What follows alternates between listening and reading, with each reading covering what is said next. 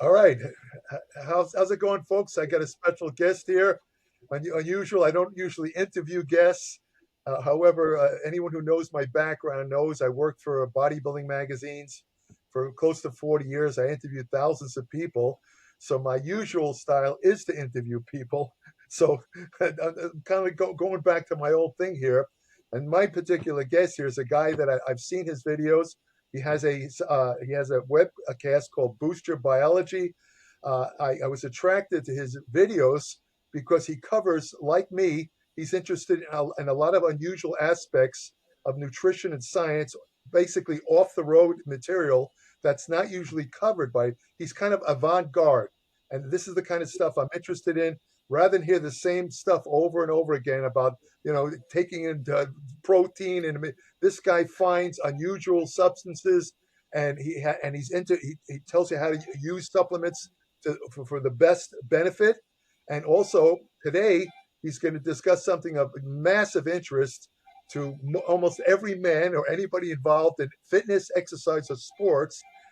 Lucas is going to tell me exactly how he was able to raise his testosterone. Now, Lucas, I assume there was no drugs involved here, right? This was completely This was natural. uh, this was a protocol, basically completely naturally using a range of supplements, nutritional hacks, lifestyle biohacking strategies. So yeah, that's really what I did. Was I basically maxed out my testosterone levels as high as possible naturally, and I'm sitting at around 980 to about 1,000 nanograms per deciliter naturally. Now, that's fantastic because that. Let me ask you, how old are you? I'm 27, turning 28 soon. Okay, at your age, you would still have, as you know, a pretty high Yeah. testosterone level. It doesn't start to drop till men hit about 30, 31 years of age. Then it drops 1 to 2% per year. So you would normally still have a guy your age, I would suspect, would have a lean guy. I'm not talking about an obese man. A lean guy would probably have a total testosterone level, probably about maybe 700. So you're above the scale, which is amazing. Your level of testosterone is not that much different than somebody who is taking actual testosterone injections. So this is of huge interest to me and anyone else because the thing is, a lot of people, men, I'm talking about, not men, women don't want to have high testosterone, but unless they want to have a beard like me, like we have. But anyway, the thing is that I mean, men want to increase their testosterone levels. They don't want to take testosterone injections. They certainly don't want to take anabolic steroids because of the possible health effects, especially if they're not competitors in bodybuilding or sports. So they want to find natural ways, safe ways to raise the testosterone. So this is of massive interest, and of course, there's many benefits. Let me ask you the question: what, what, did you before you did your protocol? Did you measure your total testosterone? Was it a normal, low, or how would you answer that? Yeah, before I went on that protocol, my testosterone levels were actually pretty high already to begin with. So they were sitting at around 680 to 700, like what you said before.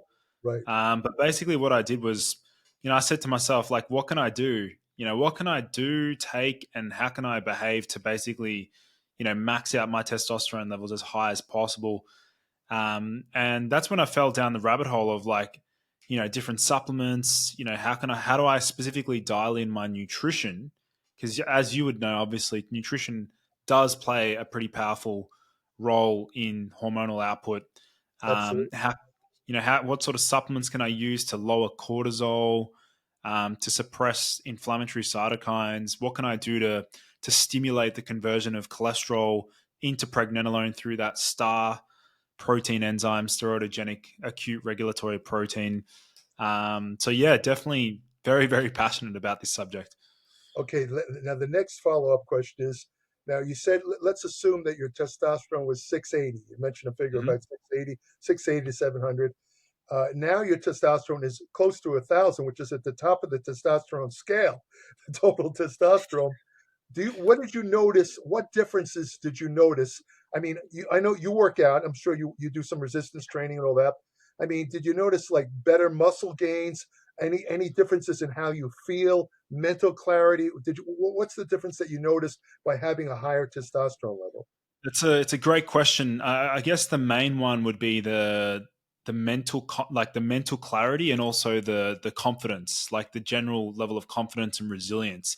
Mhm. Obviously, physically training in the gym, of course, I felt a little bit stronger, lifting weights, but also more around my recovery time. So like being able to just sort of wake up the next day not feeling absolutely destroyed after a really hard workout. So basically, yeah, these were the main benefits that I sort of noticed. I definitely felt like, waking up with morning wood was like obviously a clear sign that things Uh-huh. things All right, things are working. Lucas, the next step you have to do. Are you familiar with Brian Johnson?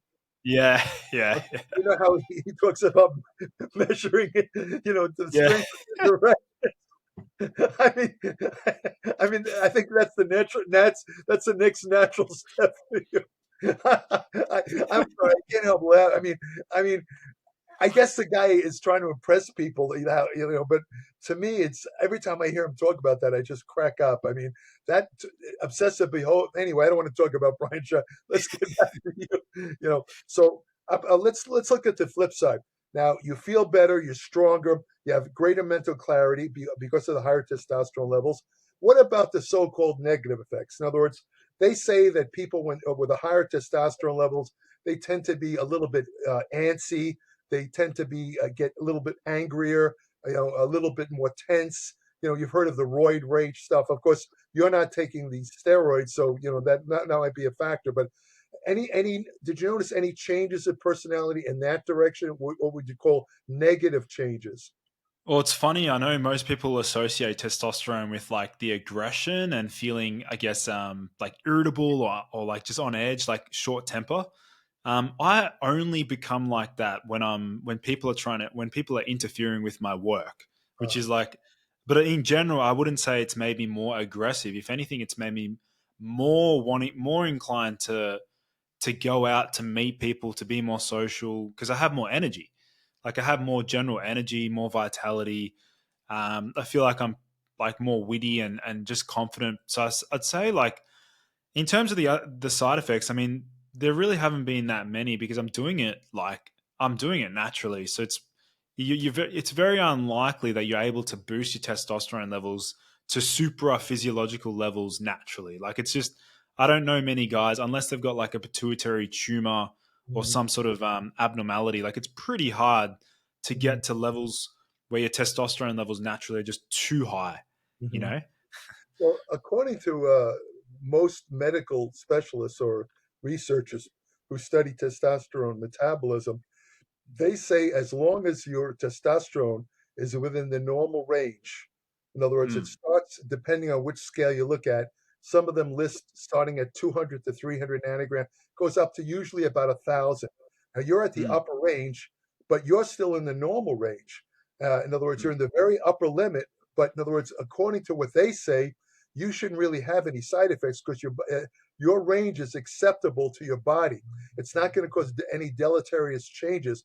What they say is, for example, if you take injected testosterone, that's the best way. That's why bodybuilders, athletes prefer injected testosterone because it's probably the only form that can get you to super physiological levels, well above 1,000, as you know. Now, according to the research, what they say when you go above the normal scale, meaning more than 1,000 nanograms per deciliter, then you're in no man's land. In other words, they can't predict what will happen.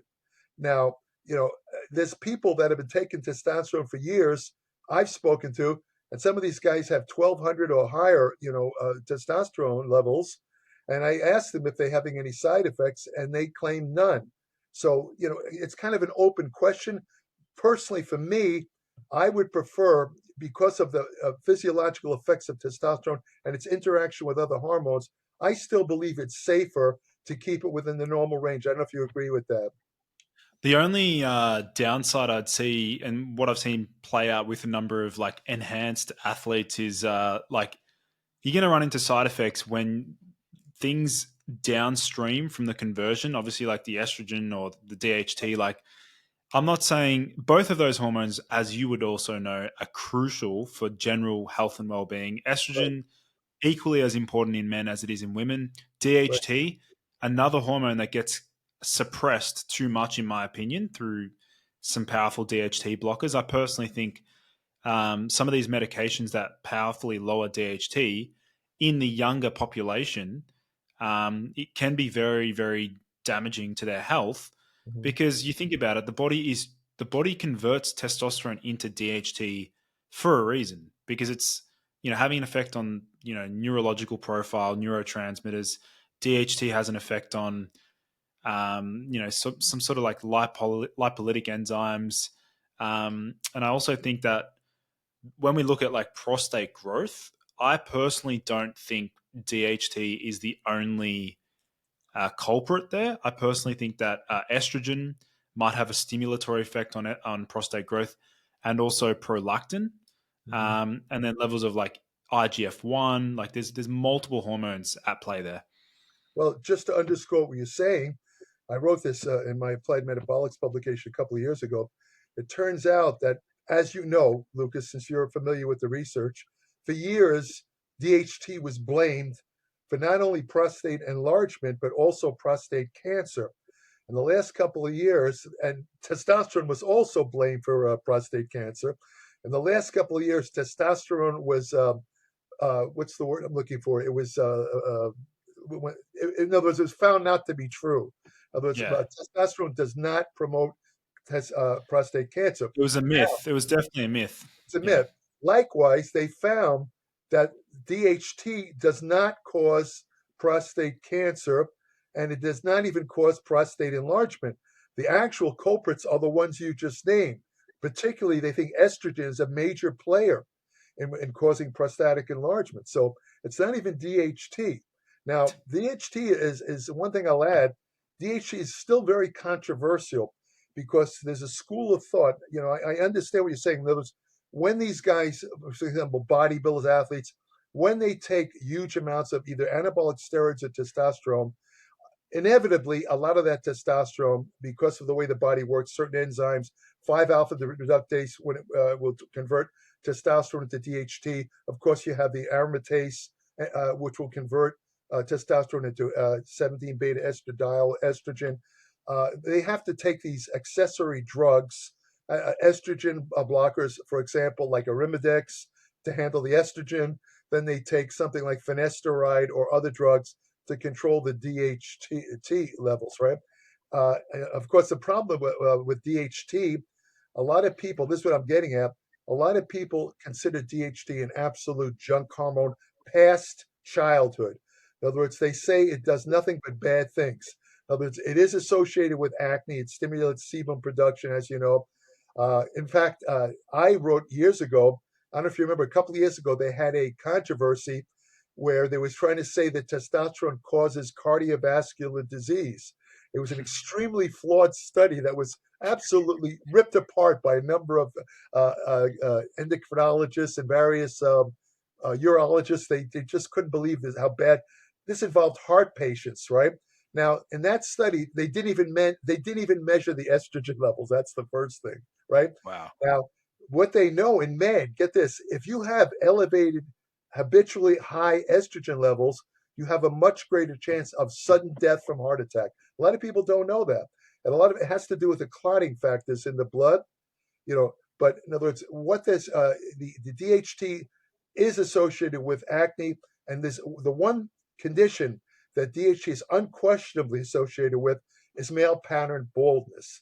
For Now, sure. a lot of people wonder there. Well, now if DHT causes male pattern baldness, why do you have all these bodybuilders and athletes who are taking massive amounts of steroids or testosterone and they have full heads of hair? Well, you have to have a genetic predisposition. If you don't have the genes for male, you could take a ton of testosterone. You're not going to lose a strand of hair.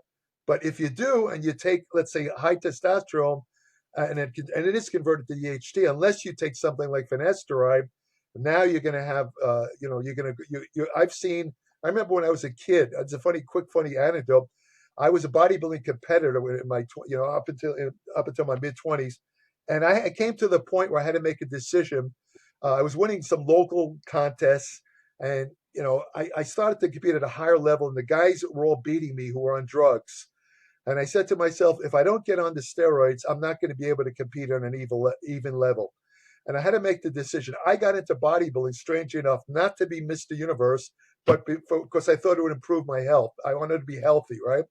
No, but then I started looking at some of these other guys my age. I was like 23 years old or something like that. And these guys were bodybuilding competitors. They were much bigger than me, these guys, but they were all almost bald. And I realized that I knew there was a connection between their high steroid use.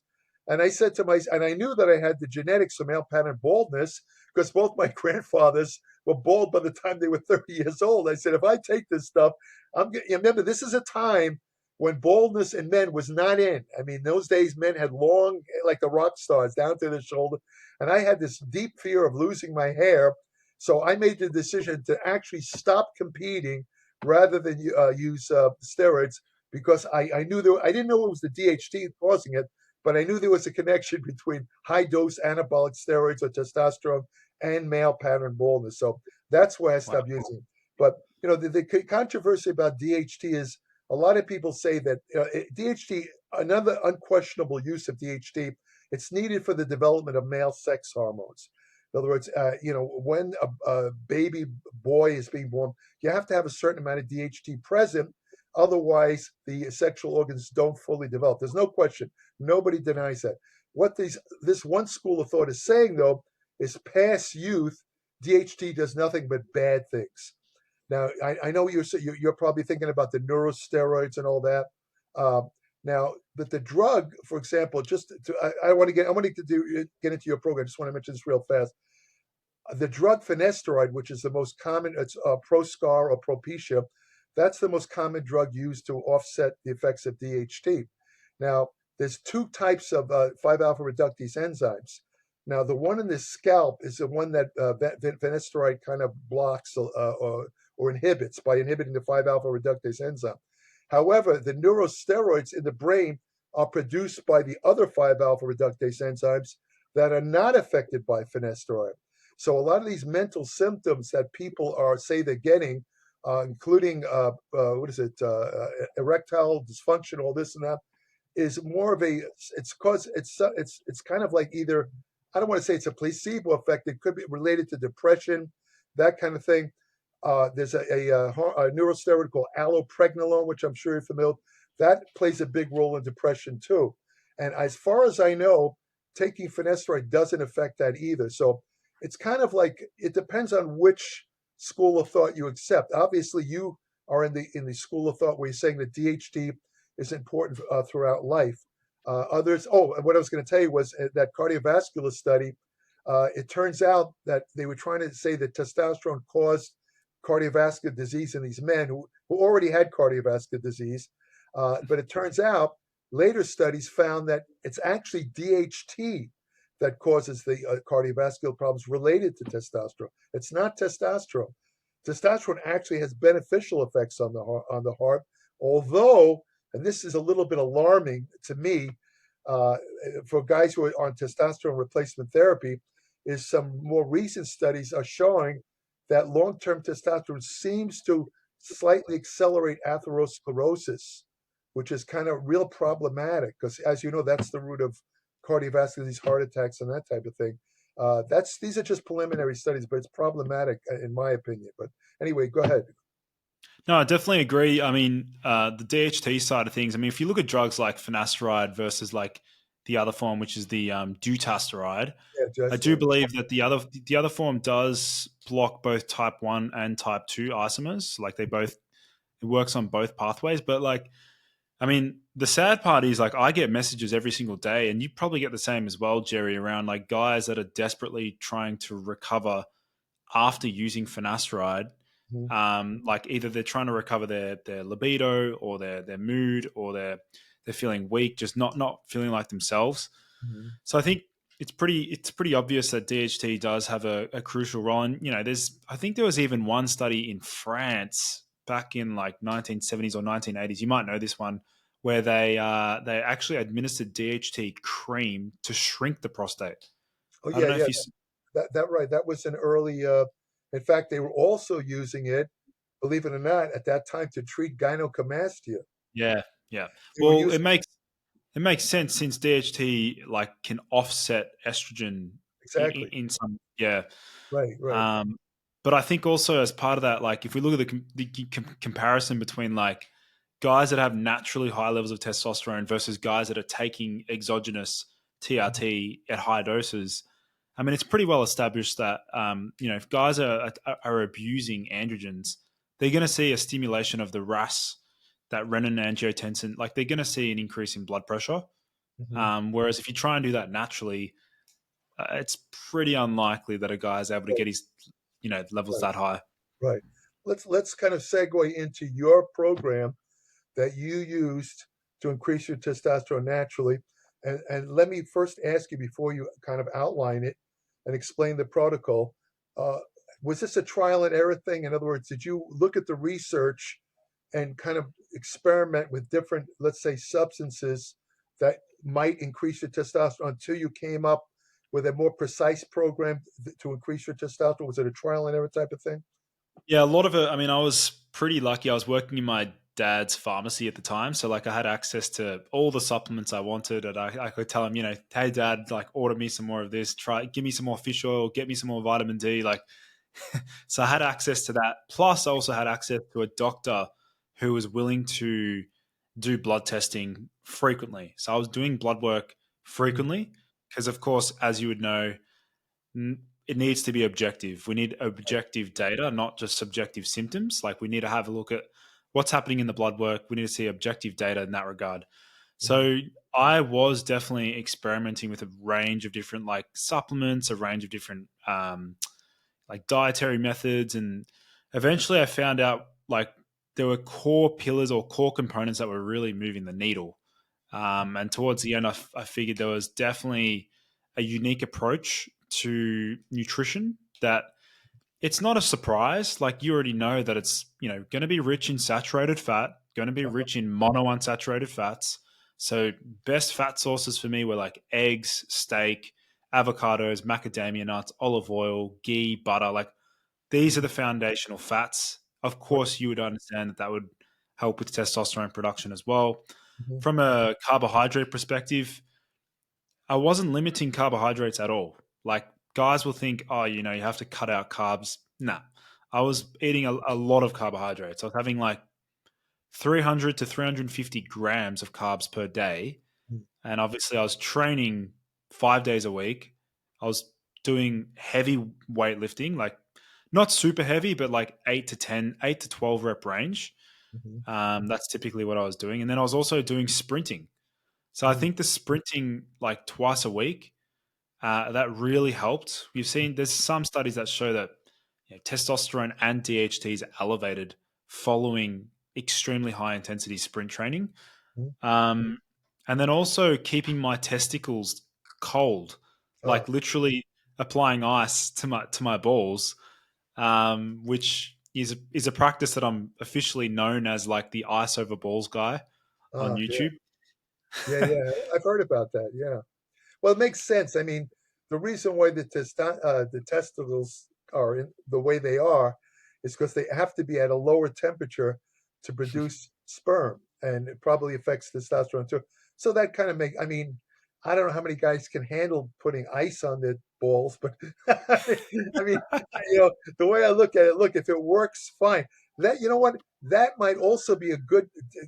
You know, I don't know whether you agree with this, but just off the top of my head, I'm thinking that might be some good a good form of therapy for men Yeah. that show low sperm levels. They're not taking any drugs. It's just a genetic thing or whatever.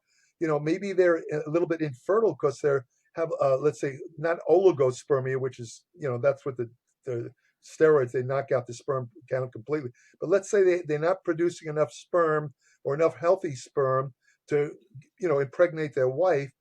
Maybe the ice stuff might increase their sperm Well, production. I've literally worked with guys that have been looking to like they're wanting to conceive, and the only recommendation I made for a couple of guys was like literally apply ice to your underwear where your testes hang like 2 to 3 times a day, and literally after doing that, their sperm count increased by like 40 to 50%, which is like insanely high. Let me ask you, if when you now you don't apply the ice directly to the No, no, no.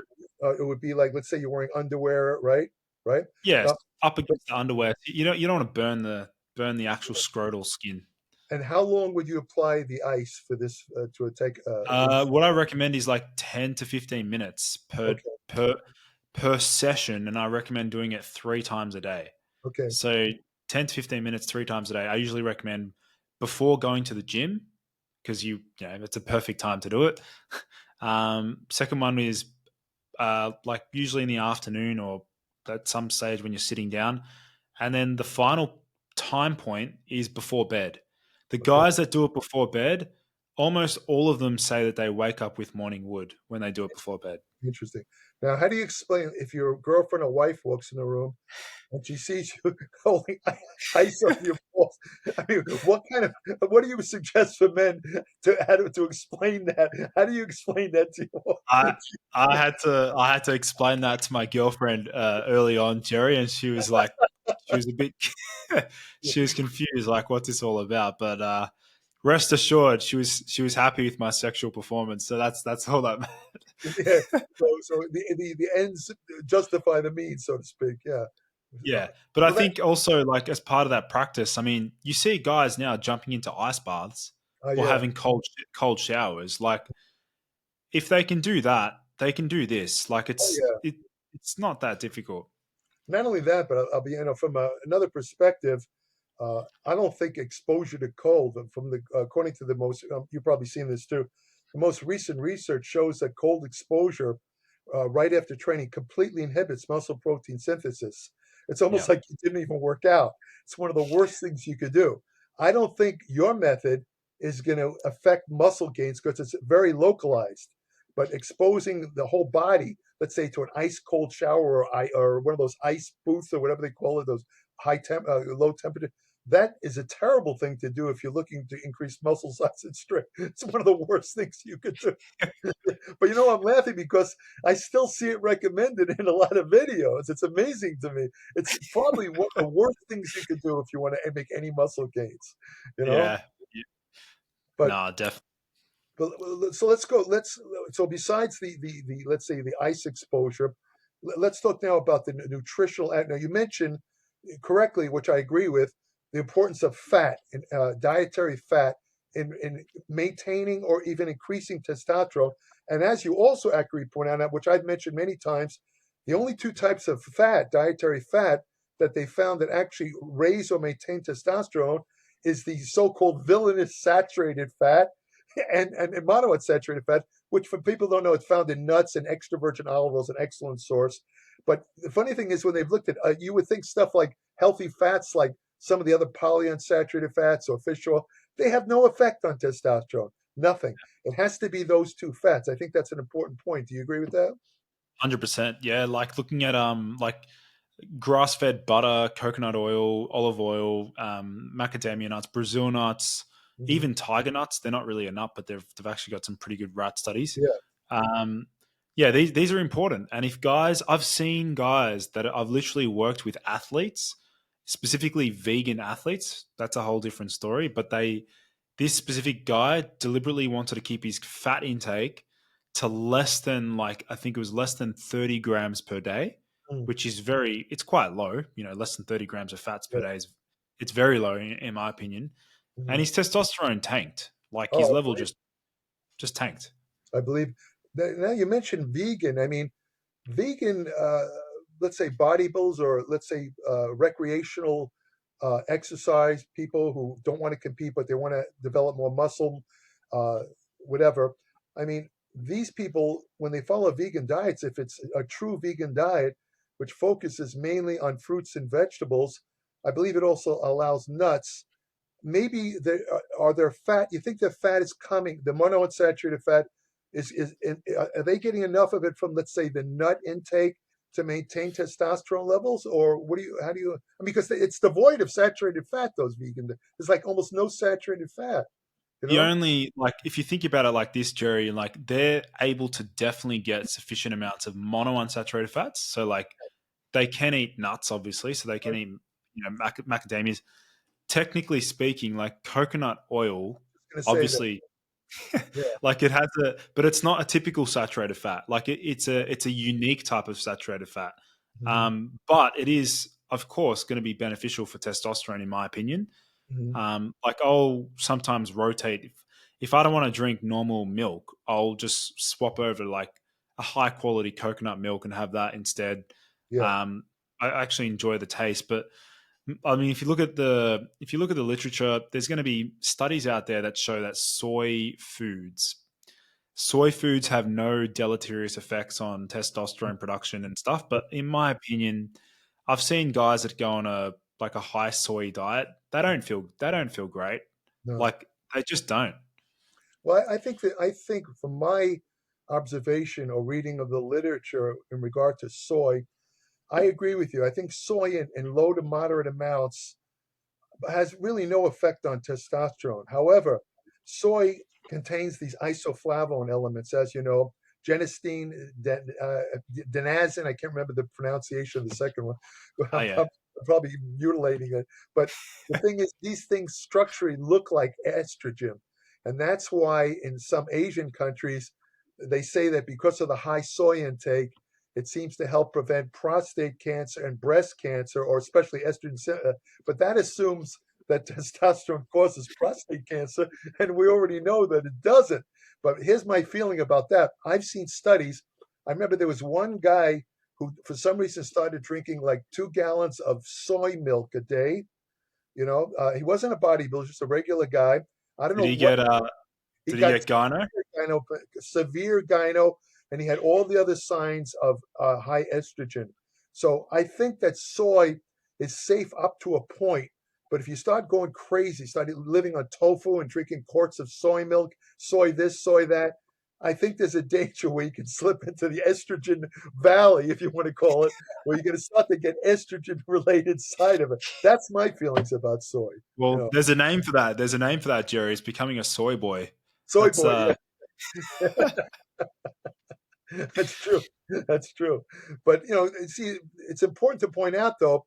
See, a lot of people, a lot of videos and blogs, they go overboard and they say any amount of soy is going to produce estrogen effects in men, and that's simply not true. It's not true. It depends on how much you eat. If you overload, yeah, you're going to have some estrogenic. Well, it's also like you look at the different types of seeds. Like in my opinion, I don't consume a lot of like the flax seeds, the chia Uh, seeds, yeah, because the lignans increase SHBG and that yeah, lowers free testosterone. But right, you look at the literature, like those chia seeds and flax seeds. Yeah, of course, they're very very rich in phytoestrogens. right. But like what other biological impact do they have? Like they would have to have there's plenty of literature. If you look up phytoestrogens, I don't know, endothelial function, you'll Mhm. probably see some nice studies Right. demonstrating. You might see some nice studies on phytoestrogens impacting, I don't know, like maybe cholesterol parameters, True. things like that. Yeah, yeah, that's true. But that's a good point you pointed out just now. You mentioned in passing SHBG, that sex hormone binding globulin. Just to explain for people that are not familiar with the physiology of testosterone, sex hormone binding globulin is a protein produced in the liver, and it basically binds to testosterone. So the testosterone that flows in the blood, about 98% of it is bound to sex hormone binding globulin. Only 2% is free. Only the 2% of so-called free testosterone can interact with androgen receptors and produce, let's say, androgenic or anabolic effects, right? Now, the thing is that, uh, anything that will raise sex hormone binding globulin in, let's say, a man who's not taking any drugs, not taking any testosterone, would actually be a negative effect up to a point. But now they find, you probably also know, on the flip side, having too low a sex Yeah, hormone binding globulin is also associated. In other words, there's always like a gray area, if you want to call it, where too little or too much is no good. I believe too low sex hormone binding. I don't, off the top of my head, it's been a long time since I looked at. I think it's associated with increased risk for diabetes or something like yep, that. So you got to be careful of that. But generally speaking, if a guy, tell me if you agree with this, a natural guy like yourself or somebody who wants to raise the testosterone, if he could use dietary or exercise measures that would lower the sex hormone binding globulin, not enough to cause metabolic problems, but I think it will free up the free testosterone, and you'll get an anabolic effect. Do you agree with that? 100%. I mean, if you look at my SHBG tracking over time, it's always been on the higher end naturally, my SHBG. But I understand why that is. It's because my testosterone, estrogen, and that the whole all of the my estrogen and DHT are actually both quite high as well. I see. So SHBG comes up and rises to bring Right, right. strong affinity with estrogen. But like looking at methods to lower SHBG, yeah, I have conducted experiments to deliberately lower SHBG using boron, using Mhm. Tonkat Ali, using, like I said before, the reason why I do not recommend going on a very low carbohydrate diet is because those low carbohydrate diets actually increase SHBG. Mm. We've seen Paul Saladino, Yeah. he's the carnivore MD. Like he's also documented that in his blood work when he added in, he was on a carnivore diet, just meat. Then Mhm. he added in fruits and honey and I think white rice. And then his SHBG went down. His free testosterone came up. Interesting. So my free testosterone sits at around 600, Mm. which I'm pretty happy with. It's probably the Yeah, highest I've ever seen it. So I think that's a good it's an level. important. Yeah, But it's funny that you mentioned the Tongat Ali because, I've written in my applied metabolics, I did an article on herbs that raise testosterone. Most of them, unfortunately, didn't work. Ashwagandha was one of them, 14% increase. But I mentioned Tongat Ali. At the time I wrote that, nobody really knew how it affects testosterone. They just knew that men seemed to get a better effect on the testosterone when they took genuine Tongat Ali. There's a lot of it is fake on the market. But I wrote that I thought it might increase testosterone by stimulating the release of luteinizing hormone from the anterior pituitary gland, which it controls, as you know, testosterone production at the level of the Leydig cells. But it turns out the later studies showed that they think now that Tongat Ali works by, as you just pointed out, by lowering sex hormone binding globulin, which would free up some more free testosterone, so a man would get a testosterone level from Tongat Ali. That they think that's the mechanism now. yeah. I think also with some of the other herbs as well, like another one from traditional Chinese medicine that doesn't. It's unfortunate because a lot of these herbs, they don't have the great clinical trials, the amazing double blind placebo controlled, the Right. gold standard studies. We just have rat studies to go by, and it's like with Cistanch, Yeah. this herb that I'm most interested in, which I've popularized quite a lot in this space, which is Cistanch, which is a herbal medicine that accelerates the conversion of cholesterol into pregnenolone and then downstream into the other hormones. It upregulates all those the enzymes, the mRNA expression of steroid, that star protein, Right. upregulating the CYP enzymes. I think it's a pretty powerful herb. If Uh-huh. we had studies on that herb, I would guess that it would probably match Tonka Ali in Oh, terms of its interesting. effects as well. Wow. Well, there's the reason there's no studies on these natural Yeah, substances. It's because they can't be patented. So the drug companies are not going to spend, as you know, studies can be very expensive, especially, double-blind placebo-controlled studies. And they're not going to spend the money on a substance that they can't patent and sell exclusively. So, as you say, unfortunately, a lot of these herbal substances only have rat and animal studies to underscore them. But sometimes I think they're taken out of hand.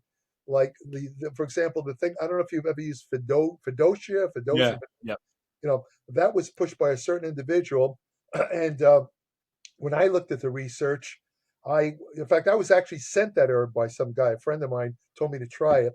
I tried it. I didn't feel anything from it, quite frankly.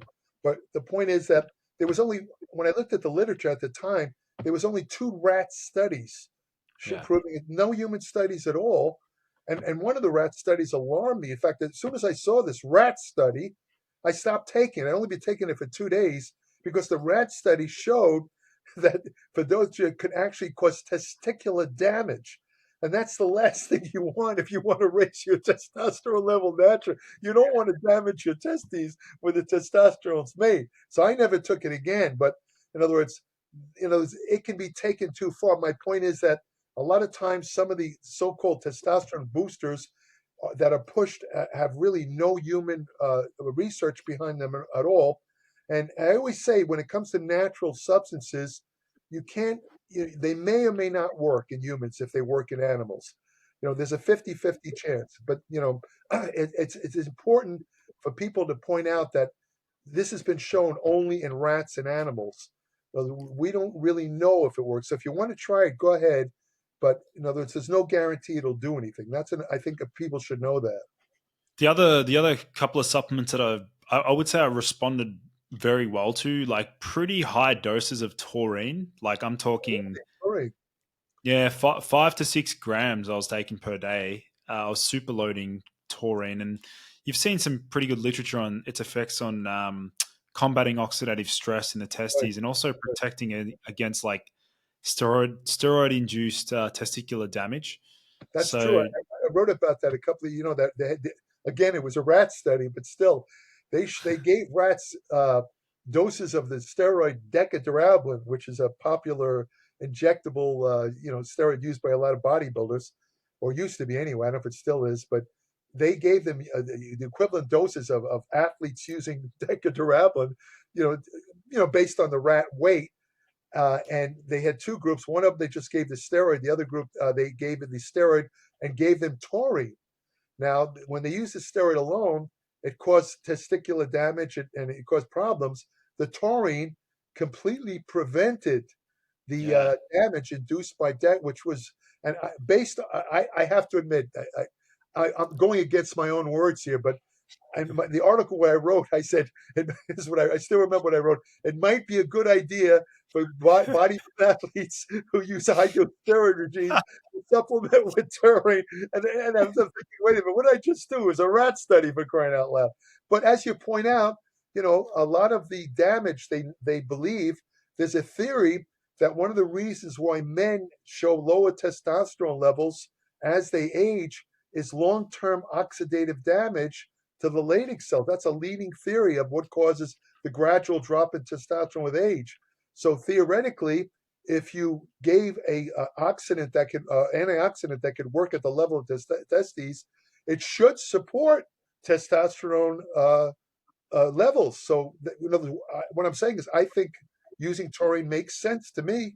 And the recent studies showing increases lifespan in animals. What was it, I know. 12%? You know, I Yeah, mean, I mean, taurine's a great thing. I mean, and they used to think that it wasn't important because it could be made in the body, but now they know that in many instances, your body does not make enough taurine from the other sulfur-containing amino acids. So I believe I think a lot of people should consider supplementing with. I use it myself.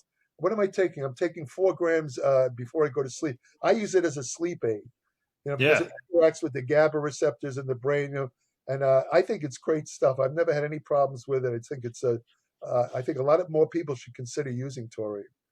Oh, I mean, I've probably been taking taurine now for, I don't know, like three years or so. I've recommended it to a number of clients and stuff, and they all love it. It's just it ticks off a lot of boxes. It does the liver protection, the kidney protection, the bone. It Mm-hmm. even helps with bone mineral density. It Mm-hmm. has anti-aging properties. I mean, Yeah, what's not to like about taurine? You know? exactly. Yeah, exactly. And it's needed for bile production also, so it helps you digest fats. So go ahead. What else? Continue with your protocol. Yeah, so in addition to that, I was also using so Cistanch, Tonkat Ali. I was also using boron at around 9 milligrams per day. That has another beneficial effect on increasing vitamin D, lowering SHBG, reducing C-reactive protein, just Right. doing all those things that we want. Yeah. Getting outside and getting sun exposure is another important factor. Um, Often goes overlooked. But I'd say like exposing, your chest, your entire body to the sun, that's important. You understand this as well. Vitamin D is a hormone. It's Yeah. hormone D. It's going to upregulate the serotonergic pathway. It's going to help with fertility. It's going to Yeah. help suppress inflammation. So my vitamin D levels were actually quite high at the time. It's no surprise that when my testosterone was high, so was my vitamin D. Mhm. I've seen guys do their blood work when their vitamin D levels are very, very low. Mhm. They don't have high testosterone. It's just very unlikely to see a guy with extremely, like, what I mean is like vitamin D deficiency. It's very rare to see a guy that has vitamin D deficiency and high testosterone at the same Yeah. time. Yeah. Yeah. That's true. Uh, there's a new type of paradigm going around. I don't know if you've heard this, where some people are saying that as you know, vitamin D, I always call it the free vitamin because all you have to do is go in the sun, expose most of, let's say, your upper body. I think it's what, 15 to 20 minutes, and your body will produce from the cholesterol in the skin. It'll produce up to 25,000 units of vitamin D. A lot of it's destroyed, so you don't get a hypervitaminosis D, but you still get vitamin D. Some people are saying that the hormonal active form of vitamin D, 25 hydroxy vitamin D, it's more reliable to get it from sun exposure than depending on vitamin D supplements alone, vitamin D3. Have you heard that? What's your opinion about that? My stance is, yeah, I do believe that sunlight exposure is a better way to raise levels of vitamin D. If we look at different supplements, I think it's very obvious now that I would say the average consumer understands that vitamin D3 should be combined with vitamin K2 Oh, yeah. if they're and also magnesium. But Mhm. nowadays, like most products on the market are like adding in vitamin K2 as MK7 or MK4, Mhm. which is good, which is Right. important. And personally, I've also been under the belief system that a lot of these fat soluble vitamins, Jerry, actually have aromatase inhibiting properties. And Mm. I don't know if you've seen this, but pretty high doses of vitamin A, D, E, and K, or K2, all inhibit aromatase, like every single one of them as I didn't well. know that. I've seen research showing some polyphenol compounds do that, but I wasn't aware about the fat soluble effect. That's interesting. Very Mm. interesting. Yet, I've seen videos. I don't know if you've seen them, but I can't help laughing. I've seen a couple of people saying that vitamin E, I'm sure you've heard this, is a very toxic vitamin, and Oh yeah. people should not ever take supplemental. They came out with these silly studies showing that heart patients who took vitamin E died faster. They said it was toxic, and they don't. People don't realize vitamin D is an important vitamin. It needs your cell membranes absolutely require vitamin D to stay healthy, Mm. especially, this is important, this is of relevance to bodybuilders and athletes, your muscle membranes. They absolutely require vitamin E or they break down. When that happens, you're in trouble for, as far as muscle gains go. So to eliminate, I mean, how much vitamin E you really need, I don't know what your opinion about that is. For years, based on the studies years ago, I found that the therapeutic level of D started at 400 units a day. I think the suggested amount that what the government recommends, something like, what is it, 8 or 9 milligrams or something like that. And then you have these registered dietitians. I don't want to point the finger at them alone, but a lot of these people in their videos, they'll say, you don't need to take vitamin E because it's found in a variety of foods. For example, vegetable oils, uh, you know, are rich in vitamin E. Now the problem is that to get therapeutic levels of E from vegetable oil, you'd have to drink so much of it that now you're going to Yeah. have an omega-6 fatty acid overload, Yeah. and you're going to have inflammatory side. You have all kinds of problems. So why not just take a little vitamin E pill and be done with it? It doesn't make any sense. See, I Yeah. myself, I've been using a form of vitamin E. I've been kind of focusing on gamma tocopherol. As you know, vitamin E is a general term. There's 8 forms of vitamin E: 4 tocopherols, 4 tocotrienols. I've been taking the gamma vitamin tocopherol form for a couple of years because of some research I read years ago showing that gamma tocopherol is a little bit more active than the usual form, which is alpha tocopherol. in helping to prevent certain types of cardiovascular problems. And also, it seems to have an effect on preventing prostate cancer. And there was another thing it did too. Can't remember. But anyway, I focus on that. I still get a little bit of the alpha tocopherol. I also take supplemental tocotrienols. I take Mm. about 200 units a day of tocotrienols, mainly because of the effect it has on the brain and nervous system response. It's a really good. Very few people ever even consider tocotrienol. But I started, because I look at the research like you did, and I started using it. The other component that I really focused on and was actually, and this is like, it sort of goes against what Western medicine will say about serotonin, but I actually was deliberately suppressing serotonin and increasing dopamine because it's a very clear link between high dopamine and high testosterone by virtue of lowering prolactin. So my Okay. goal was like, how can I lower prolactin how can I drop it down as much as I can by increasing dopamine? Dopamine then stimulates GnRH secretion, and that whole pathway, that whole cascade. That's crucial. That's a really crucial element. Well, dopamine is also the neurotransmitter for sexual enjoyment. In other Yeah, words, so and dopamine's high, you're going to be, to put it undelicately, horny. It basically, yeah, it's the element of when they say testosterone controls libido, it's because it affects dopamine levels in the brain. It's the dopamine that increases your sex drive or libido. Now, let me ask you this: what did you do specifically to increase dopamine? I know there's a number of nutritional factors that are known to increase dopamine. For example, tyrosine is the amino acid precursor for dopamine. What did you do to increase your dopamine? I was actually using, I know most people would prefer tyrosine, but I was actually using L-phenylalanine.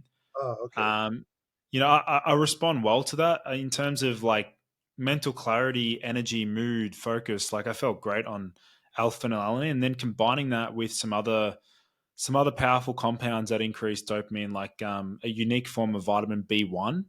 So there's like a unique form of vitamin B1 called Thimax or TTFD.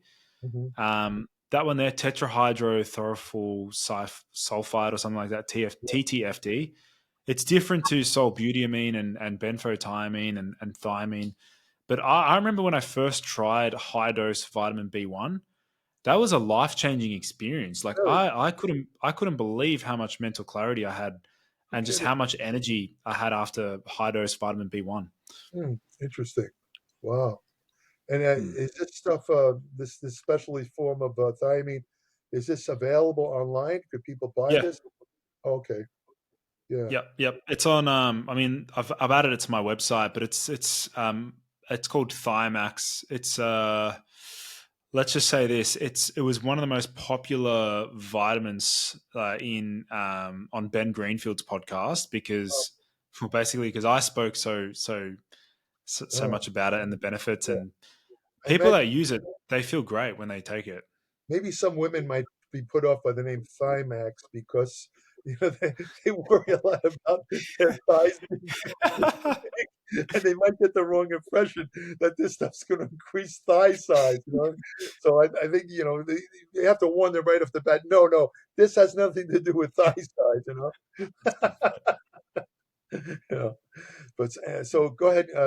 So is that your main substance for increasing the DL-phenylaline? Between People should know, just so they know, DL-phenylaline is an essential amino acid that the reason why tyrosine is not considered an essential amino acid is because phenylalanine can be converted into tyrosine in the body.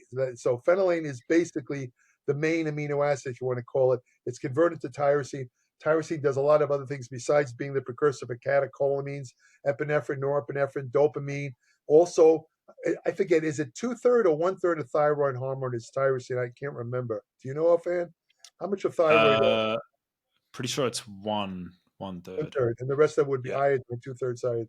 Okay, so it's very, very. These are very important amino acids. So it makes Yeah. sense. That's the other pathway that I really try to optimize. So like um when it comes to like testosterone optimization, we can't neglect the thyroid. Like we just Right. cannot, Oh like yeah. this entire cascade here, my thyroid, fortunately, I take after my dad, and my dad is like borderline hyper, not hypo. He's Right. bordering hyper, but I'm not that high. I'm high. My TSH is about 0.66, Hmm. which is it's very low. Like Right. you'd hear that, but I don't care. The reason why I don't care is because my free T3 is like 6.2 Mm. and my free T4 is about 18. And I've Okay. seen that and I Oh, feel good. good. I Yeah. feel good. Good thyroid levels for sure. So do you take anything in particular to Uh, I've used the natural, the thyroid stimulants like forskolin, Colliers forskolin. I love anything that can increase cyclic AMP. That's uh, so good for yeah, fat loss. right. Yeah. So what about of course you probably just get your iodine from the diet and all that, Uh, lately, what I've been doing is I have bumped up. I definitely would say that the increase in iodine from I've basically been ordering off Amazon those seaweed, the sushi seaweed strips, Oh, and okay. I've just been having like one or two of those a day, every day. Yeah. Um, and look at all the if you look at I love marine biology, marine drugs. So things Mhm. like seaweeds that have extremely impressive health benefits, which I know you would understand Yeah. quite well looking at wakame. Like, Yeah. look how many different types of seaweeds there are. Right. And if you look at the literature, like wakame, like all these different types of seaweeds Yeah. that have insanely beneficial effects on the human body, like extremely beneficial.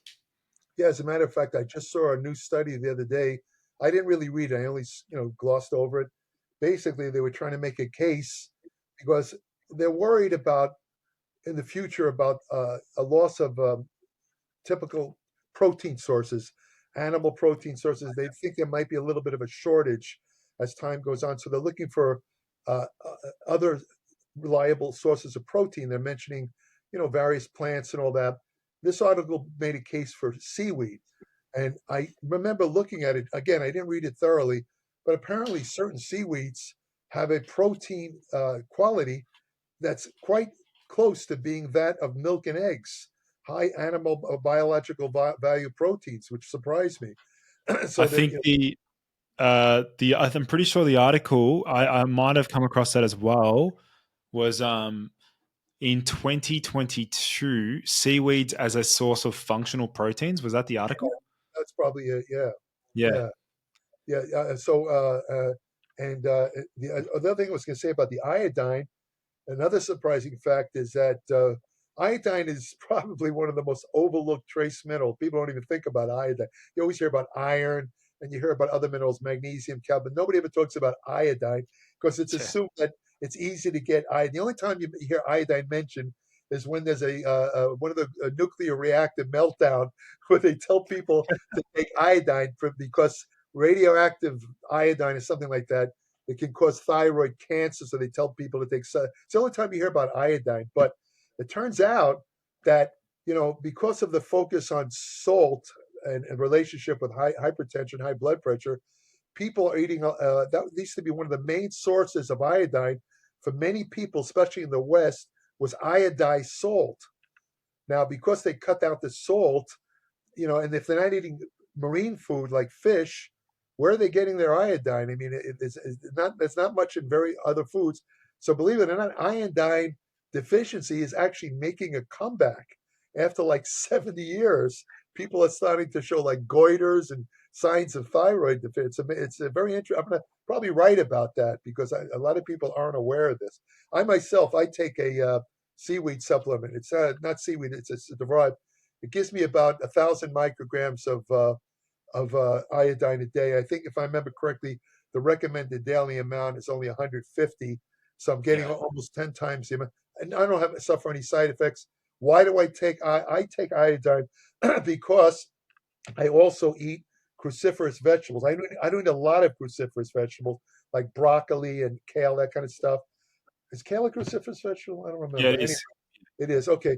I eat that stuff, and I don't eat pounds of it. I eat very moderate amounts, but you know that they have natural goitrogens in there, meaning these foods tend to have substances that trap iodine and prevent it from being absorbed into the thyroid gland.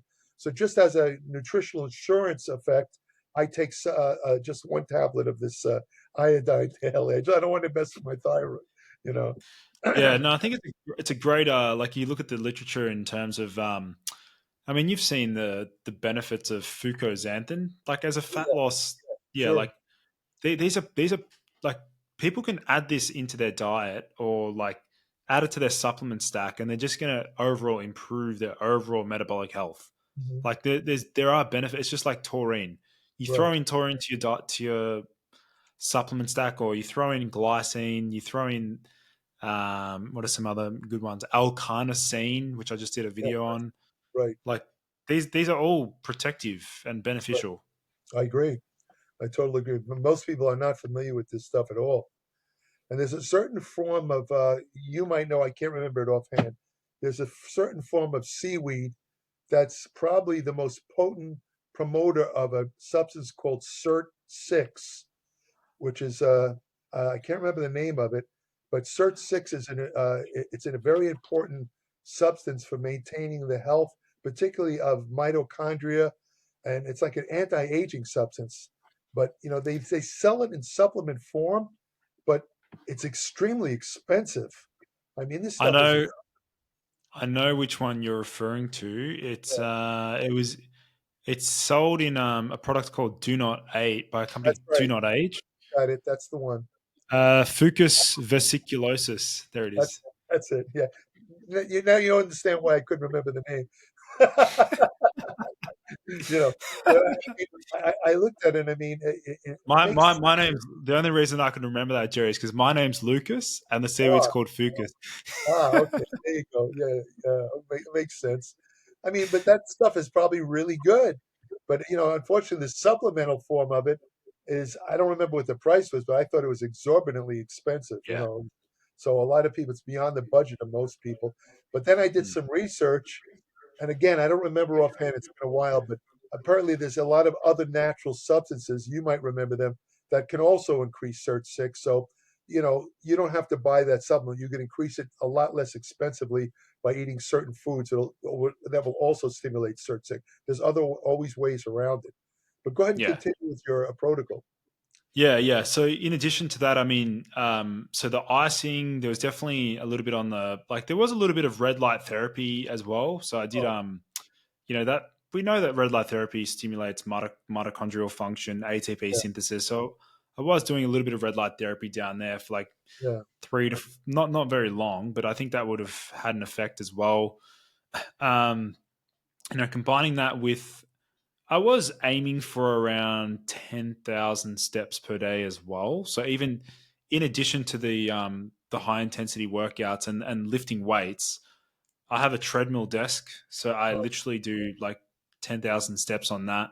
oh, that's great. When I was, yeah, so like in terms of body composition, like if you look at my other parameters, like my fasting insulin was sitting at around 5, which I'm pretty happy with that. Like Hmm. to sit at around 5. My prolactin was like less than 100. It was less than 150 pretty consistently, which is pretty good. Hmm. Like I said, the thyroid was very high. But one thing that I think really had an impact on my testosterone levels was I think it's a genetic thing, Jerry, but my cortisol levels have always been quite low. Low. Okay. Um, and if you look at my blood pressure, like my blood pressure is regularly like 105 over like 65. Oh, So it's always quite low. yeah. People would look at that and be like, wow, that's great. I really wish I was like that. But I think being that low, personally, I feel like when my blood pressure is that low, I'm confident that it affects my strength in the gym. If your blood pressure is too low, do you think it would have a negative effect on strength? Like, Uh, your blood pressure is going to go up when you train anyway. I know I'm aware of that. I feel like, That when, mm, like for example, your leg. I don't know if you ever do leg presses. A couple of years ago, they did a study. They measured average people. These people did not have hypertension. They had normal to low blood pressure, like you, and they measured their blood pressure while they were doing leg presses. And I mean, it went through the roof. I mean, it was like, but it was very temporary. Now, there's a fellow Australian guy, Paul Hogan. I don't know if you know this. Crocodile Dundee in the movies. I don't know if you're old enough to remember that, but he was doing. It turns out he was into recreational weight training. He was training at a gym over there in Australia, and he actually got a stroke doing leg presses. His blood pressure went so high, and this is a guy who was lean, had literally very low body fat. I'm not sure what the cause was. I don't know whether he was doing a recreational drug, but my point is that any type of weight training, in fact, years ago, before they knew better, doctors would advise people not to engage in resistance training because it did raise the blood pressure. What they didn't realize until they started measuring it was the blood pressure does go up when you do a resistance training, but it goes down, Yeah. immediately. It doesn't stay up.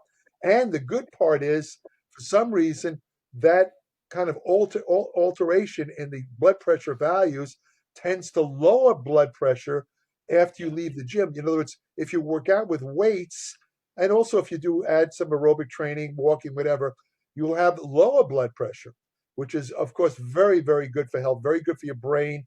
Hypertension, high blood pressure is the number one risk factor for stroke. So anything you can do to maintain a good blood pressure level is very important for health. Yeah. No, absolutely. There's To answer your some question, critical. yeah, the only thing I would say that only you can answer this is having a lower blood pressure like you have, coupled with lower cortisol levels, Yeah. will sometimes make people feel like a little tired, or maybe you don't have enough. The drive is not there, or something like that. But I mean, I think I would assume that because of the other things you're doing from a nutritional Yeah. standpoint, and your exercise and the walking and all that, you're kind of canceling out. And in other words, if you didn't do the other things you did, this is what I'm trying to say, you probably would notice maybe a couple of negative things from having a low blood pressure, Yeah. because your brain might not be getting enough oxygen and this and that, it might be causing a little foggy thinking, but I think in your case, it's irrelevant. I don't think Yeah. it's anything negative at all. Yeah. Also, in terms of my blood work as well, Jerry, is like I've always had interestingly, my sodium levels on my blood work has also been low as well. So we're starting to see a symptom picture, which is like low sodium, low cortisol, and what was I saying? Oh, low blood pressure. So like there's a trio. They're all linked, obviously. Yeah. I More, wonder, did you ever think about maybe some sort of adrenal gland involvement there with yeah, yeah, yeah. yeah, This would make sense because when I took something like ashwagandha or anything that was like really powerfully that could lower cortisol levels like significantly, ashwagandha is one of them. yeah, It made me feel terrible, like yeah, fatigued. Yeah, yeah, yeah, yeah. I'm wondering if maybe it's a genetic thing where yeah, maybe, I don't know whether it's at the level of the adrenal glands or ACTH from the pituitary. Maybe you have a little genetic, let's say, lower effect, and that's what's causing those values. But mm. if it's not affecting you where it's noticeable, I don't think that's anything to worry about or anything like Nah, that. I nah. It mean, should be. It's pretty okay. It's pretty yeah, fine, but I mean, if you're getting yeah, like fatigue and brain fog and all that kind of stuff, but then you have a problem. But if you're yeah, not noticing, I always tell people in relation to testosterone, for example, when a lot of guys are over 40, they'll say to me, should I get on testosterone right away? I just turned 40. I said, well, are you having any problems that are symptomatic of low testosterone? Are you depressed? You're getting fat around the waist? You're not being able to make gains, this and that? And a lot of them say, no. I don't notice any of that. I said, then why would you get on testosterone? He says, well, yeah, everybody says you're supposed to get on testosterone. I said, that's bullshit. I said, don't believe that. I said, you get on testosterone or anything else when you need it. You don't just get yeah, on it because it's the thing to do. I mean, when I go out here and walk on the street, every other car that passes by is a Tesla. So what? I yeah, should go get a Tesla because I'm seeing Teslas. I'm not going to do that. You know what I mean? At the same time, it crazy doesn't make any sense to me. yeah. Nah, that's definitely it. But I'd say like in summary, like that's definitely like the approach. So like targeting it from like a supplementation perspective, nutrition, Yeah, lifestyle, exercise. I pretty much And my brother and I, we got creative with the whole idea because I had a number of guys basically just messaging me about like, what did you do? How did you do it? So we Hmm. built a product. We built a protocol called trtfree.com.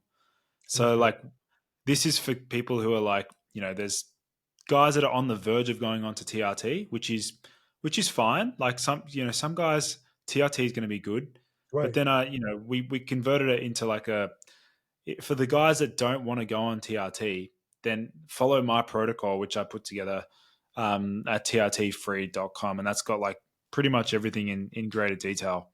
Is that basically the program that you just described? Yeah, yeah, yep. So it's in a lot more detail, obviously. Like Right. there's yeah. Let me ask you about two other things that we kind of overlooked in relation to testosterone. One of them, now I can see right away just from looking at you, as you know, having higher body fat levels is also associated with Yeah. lower levels for various reasons. Looking at you, like you already see you're a lean guy, you work out. I don't know if you measure your body fat level or not, but I mean, would you advise men who, for example, want to increase their testosterone level, besides using a protocol like yours, maybe it would be a good idea for them to go on a particular diet, whichever diet works best for them, to lower their body fat levels significantly? Because I believe that I've seen studies where men who have, let's say, low testosterone levels on the scale, we're talking like 300, but they had high body fat levels. These were guys like 40, over 40 years old. When they went on a diet and exercise and they lowered their body fat levels, their testosterone went up to Yeah. medium to high levels, doing nothing. And they didn't need Yeah. to get a testosterone level. So that's the first thing. And the second thing is sleep. Yeah. I Yeah. think sleep is an overlooked reason why. I mean, I remember reading a study that shocked me. You probably saw it years ago. Men peak, their testosterone levels peak at an average age of 19. That's when men have the highest testosterone levels in their lives, right? They did a study of men about between 19 and 24, something like that. And they had them go without sleep for one night, just one night. And their testosterone levels dropped 15 to 20% because one night of lack of sleep. I think they got either 4 or 5 hours. I can't remember exactly, but just one night of bad sleep lowered their testosterone level. And that's an overlooked factor. A lot of people don't realize they overlook the important. I mean, a lot of guys are talking about this now, about how the important. I mean, this guy Brian Johnson is a fanatic about it. He has a room where he has all of his windows are blacked out in his bedroom. He has a temperature controlled bed. His sheets sing him to sleep. I don't know what it was. I mean, some guys really emphasize the importance of sleep. But I mean, what are your feelings about that? The body composition and the sleep, as far as Yeah, so definitely body composition. If a guy, I mean, my body fat percentage is usually around 12 to 13%, which is it's not super low, but it's also like it's not stage ready. I doubt I'll even ever get down to like 6 or 7% because I know what's required to do that, and I'm right, not going to do that because I know that if I do that, it will lower my testosterone for sure. sure, oh for sure, Um, so holding 12 to 13% is important. If there's a guy out there that's got like high levels of body fat, definitely needs to be the first component. And then if you look at the link there between like body fat and also like sleep, the more you sleep, the better your sleep, the less likely you are to gain fat. So it's right, like sleep drops fat, drops fat, increases testosterone. Like there's a right, link there. So it's like, where do you focus? Do you focus on dropping fat or do you focus on sleep? Because if you have one night of sleep deprivation, you wake up basically type 2 diabetic the following right, day true, because yeah, you're insulin resistant. So it's like, all right, then let's focus on how do we maximize sleep quality? Let's take a big dose of glycine, big dose of magnesium, wear an eye mask, prevent, screen time and all that sort of stuff. yeah, Um, you know, eat some kiwi fruits before bed because they've got some good research on right. supporting sleep. So yeah, I think you've made a really good point that like both body fat percentage and also sleep should be dialed in as well. Right, right. Yeah, because a lot of people, I mean, I've heard Arnold, for example, talk about how he averages only 4 or 5 hours sleep a night, which is, people will look at Arnold, since he's an icon and think it's okay to do that. It's not okay to do that. Mm. And Arnold is going to run into problems. I don't know if he's telling the truth about that, because he also says that when he was bodybuilding champion, he used to train 5 hours a day, and I trained in the gym with him, and I know that he trained no more than 2 hours a day. So he might be exaggerating a little bit on the sleep. I find it hard to believe that he can consistently go on 4 hours of sleep a night. Although there are a couple of genetic freaks they found that can actually thrive on less sleep, but it's rare. It's rare. Most people, On was it like on 6.5 hours? Was it six yeah, point something like five? that. Yeah, but I mean, most people need a minimal of 7 hours. Yeah, yeah, Otherwise, and as you point out, anyone who doesn't get enough sleep is going to get insulin resistant. And as far as then they get the imbalance between leptin and ghrelin. Leptin lowers appetite. It's a adipokine from the fat cell. Ghrelin is produced in the gut. It's the most appetite stimulating hormone produced in the body. So when you don't get enough sleep, ghrelin goes up and leptin goes down, which translates mean you're going to be hungry. You're going to eat more calories. Boom, there's your fat right there. Plus, you yeah, get increased cortisol level from not enough sleep, which also adds to the fat producing effect. So, anybody yeah, wants to be lean and healthy and have a better testosterone level, they better get that sleep, you know? yeah.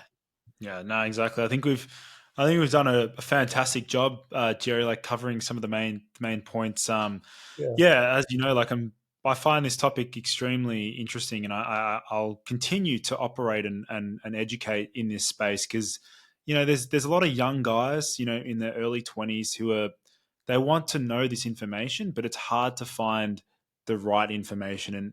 And what I'm doing with my education and side of things, like I want to make sure that the information I'm delivering is the best of the best, just right. like what you do with Yeah, applied metabolics. Like it's the same yeah. approach. I also think it's speaking of young guys, since we were talking earlier about the importance of testosterone for older men because the testosterone often drops, as I said, past starting at age 30.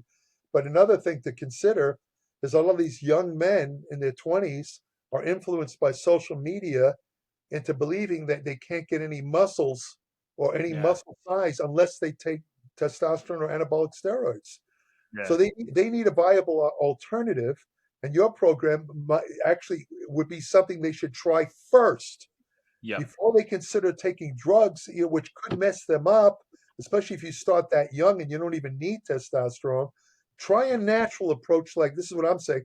Try a natural approach, like what you mentioned, which is completely safe, devoid of side effects, and let's see how it affects your testosterone. That's yep, that's what my recommendation would be. yep. No, exactly. No, this has been a great discussion, Jerry. We'll have to do another. I'll have to get you back on my podcast at another time point because there's so much to talk about, and I have to go break my fast because I did fasted cardio this morning, and Ah, I think my blood sugar is crashing now. So all right. I got to break that fast. But yeah, no, it was awesome chatting as always, and yeah, we'll definitely keep in touch. Okay, sounds good, Lucas. Always good Awesome, to talk to you too. awesome.